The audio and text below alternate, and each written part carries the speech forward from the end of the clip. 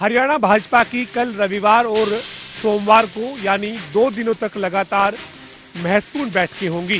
चंडीगढ़ में हरियाणा के मुख्यमंत्री के संत कबीर कुटीर आवास पर 2 दिन तक लगातार अलग अलग बैठक रहेगी। बैठक में हरियाणा के मुख्यमंत्री नायब सिंह सैनी, बीजेपी के प्रदेश अध्यक्ष मोहनलाल बडौली और तीनों प्रदेश महामंत्री मौजूद रहेंगे। कल रविवार को होने वाली जो पहली बैठक है वो BLA 1 के साथ होगी और दोपहर बाद बीजेपी के किसान मोर्चा के पदाधिकारियों के साथ बैठक होगी। इसी तरीके से सोमवार को जो पहली बैठक है वो मार्केट कमेटी के चेयरमैन और वाइस चेयरमैन के साथ होगी और जो दूसरी बैठक है वो CM विंडो के एमिनेंट पर्सन के साथ होगी। इन 2 दिनों की लगातार होने वाली बैठकों में सरकार के कामकाज का जहां फीडबैक लिया जाएगा, वहीं पार्टी के पदाधिकारियों को जो सरकार की विभिन्न योजनाएं हैं उन योजनाओं को लोगों तक पहुंचाने के लिए चर्चा की जाएगी। के MM कॉलेज में आज संसद खेल महोत्सव ग्रैंड फिनाले कार्यक्रम का आयोजन किया गया। इस कार्यक्रम की अध्यक्षता राज्यसभा सांसद सुभाष बराला ने की और मुख्य अतिथि के तौर पर प्रदेश के मुख्यमंत्री नायब सिंह सैनी पहुंचे। प्रदेश के मुख्यमंत्री नायब सिंह सैनी ने इस कार्यक्रम में तिरंगा फहराकर तो कार्यक्रम की शुरुआत की और युवाओं को नशे से दूर रहने की शपथ दिलाई। वहीं अपने भाषण में मुख्यमंत्री नायब सिंह सैनी ने कहा कि धाकड़ किसान, धाकड़ जवान और धाकड़ पहलवान की धरा हरियाणा प्रदेश की भूमि है। वहीं मुख्यमंत्री नायब सिंह सैनी ने कहा कि जब से भाजपा सरकार सत्ता में आई है, खिलाड़ियों के लिए अलग अलग योजनाएं लेकर आई है और खिलाड़ियों में अधिक से अधिक ग्रामीण क्षेत्र से खिलाड़ी खेलों में भाग लें, इसको लेकर उन्हें समय समय पर प्रोत्साहन राशि दी जा रही है।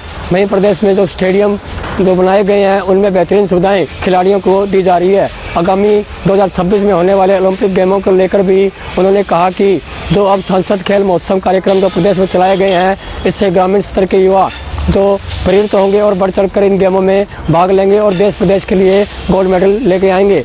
वहीं मीडिया से बातचीत करते हुए CM नायब सिंह सैनी ने कहा कि इस कार्यक्रम की शुरुआत प्रदेश के प्रधानमंत्री नरेंद्र मोदी द्वारा की गई थी और सिरसा लोकसभा क्षेत्र से सांसद सुभाष बराला ने जो ग्रामीण क्षेत्रों के युवाओं को साथ लेकर इस कार्यक्रम का आयोजन किया है। इस कार्यक्रम में जो विजेता रहे हैं उन्हें भी मुख्यमंत्री नायब सिंह सैनी ने बधाई दी। वहीं फतेहाबाद में आज 28 करोड़ 42 लाख रुपए की कुल 8 योजनाओं का उद्घाटन और शिलान्यास मुख्यमंत्री द्वारा किया गया। जनता TV से फतेहाबाद से रमेश कुमार की रिपोर्ट। रोहतक में हरियाणा आर्चरी एसोसिएशन का चुनाव सकुशल संपन्न हुआ, जिसमें पूर्व वित्त मंत्री कैप्टन अभिमन्यु को एक बार फिर से अध्यक्ष पद के लिए निर्विरोध चुना गया है। हालांकि यह चुनाव निर्विरोध हुआ है और सभी सदस्यों ने कैप्टन अभिमन्यु का नाम लिया और उन्हें निर्विरोध चुन लिया गया। कैप्टन अभिमन्यु तीसरी बार प्रदेश अध्यक्ष चुने गए हैं।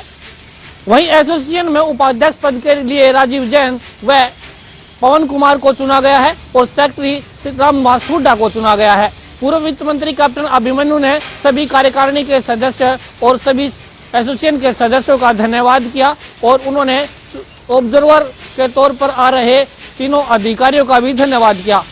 कैप्टन अभिमन्यु ने कहा कि आर्चरी गेम को लेकर अब हरियाणा के खिलाड़ियों में काफी उत्साह है और खेलों की तरह हरियाणा के खिलाड़ी आर्चरी में भी अपना कमाल दिखा रहे हैं। उन्होंने कहा कि कई खिलाड़ी ऐसे हैं जो वर्ल्ड कप में अपनी भागीदारी कर रहे हैं और कई मेडल लेकर आए हैं और कई खिलाड़ी ऐसे हैं जिनका सिलेक्शन ओलंपिक में भी हुआ है और वह उम्मीद करते हैं कि आने वाले दिनों में हरियाणा के खिलाड़ी आर्चरी में भी अपनी ज्यादा से ज्यादा भागीदारी करेंगे और ज्यादा से ज्यादा मेडल लेकर आएंगे। रोहतक से जनता TV के लिए संजय कुमार। सोनीपत के गांव सांदल कला से 10 दिसंबर को आदित्य नाम का एक 21 साल का युवक संदिग्ध परिस्थितियों में गायब हो गया और उसके बाद जब परिजन पुलिस थाने में रिपोर्ट दर्ज कराने पहुंचे तो पुलिस ने कल आने की बात कहकर परिजनों को टाल दिया। अगले दिन दोपहर करीब 12 बजे परिजनों के पास आदित्य के फोन से एक फिरौती का मैसेज आया जिसमें 25 लाख रुपए की मांग की गई। जब परिजन थाने पहुंचे और उनका पुलिस ने तत्परता दिखाते हुए FIR दर्ज की और कार्रवाई शुरू की, लेकिन शाम होते होते परिजनों के सबर का बांध टूट गया और सुबह 12 दिसंबर को गांव के मेन रास्ते को जाम कर दिया, जिसके बाद पुलिस के आला अधिकारी और भारी पुलिस बल मौके पर पहुंचे, जिन्होंने परिजनों को समझा बुझाकर जाम खुलवाया। लेकिन उधर दिल्ली के हैदरपुर में एक डेड बॉडी मिली जिसकी पहचान आदित्य के रूप में हुई और परिजनों ने आदित्य के शव की पहचान कर दिल्ली पुलिस ने जो है शव का पोस्टमार्टम कराकर परिजनों को सौंप दिया। अब इस पूरे मामले को लेकर पुलिस की 4 टीमें लगातार जगह जगह आरोपियों की गिरफ्तारी के लिए छापेमारी कर रही है। पुलिस का दावा है जल्द ही आरोपियों को गिरफ्तार कर सलाखों के पीछे भेज दिया जाएगा। फरीदाबाद के सीकरी गांव में बीते कल एक 17 वर्षीय युवक की संदिग्ध परिस्थितियों में मौत हो गई। दरअसल पूरी घटना बीते कल की है, जहां पर सीकरी गांव में करीब 10:30 बजे एक युवक स्कूटी से अचानक नीचे गिर गया, जिसके चलते आसपास के लोग उसे अस्पताल लेकर पहुंचे, जहां सिविल अस्पताल पहुंचने पर डॉक्टरों ने युवक को मृत घोषित कर दिया। सूचना के बाद मौके पर पहुंची पुलिस ने भी जो है वो जांच पड़ताल की है और प्रत्यक्षदर्शी और सीसीटीवी के आधार पर जानकारी मिल पाई है वो ये है कि युवक स्कूटी पर जो है वो कहीं ना कहीं बैठा हुआ था और अचानक वो नीचे गिर गया। हालांकि जो है वो जो मृतक के जो परिजन है वो कहीं ना कहीं आरोप लगा रहे हैं कि कुछ लड़के जो है वो मुंह पर कपड़े बांधकर और डंडा हाथों में जो है वो डंडा लेकर के आए थे, इनके ऊपर कहीं ना कहीं जो है वो आरोप लगाया जा रहा है। परंतु पुलिस का कहना है कि पोस्टमार्टम रिपोर्ट आने के बाद आगामी कार्रवाई की जाएगी। परिजनों ने शिकायत दे दी है, परंतु सीसीटीवी और प्रत्यक्षदर्शी इस बात की पुष्टि कर रहे हैं कि उसका किसी के साथ ना तो कोई झगड़ा हुआ था ना कोई लड़ाई।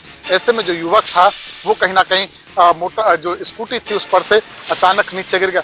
मृतक की उम्र करीब 17 साल है और नाम हिमांशु बताया जा रहा है, जो कि सीकरी ही गांव का रहने वाला है।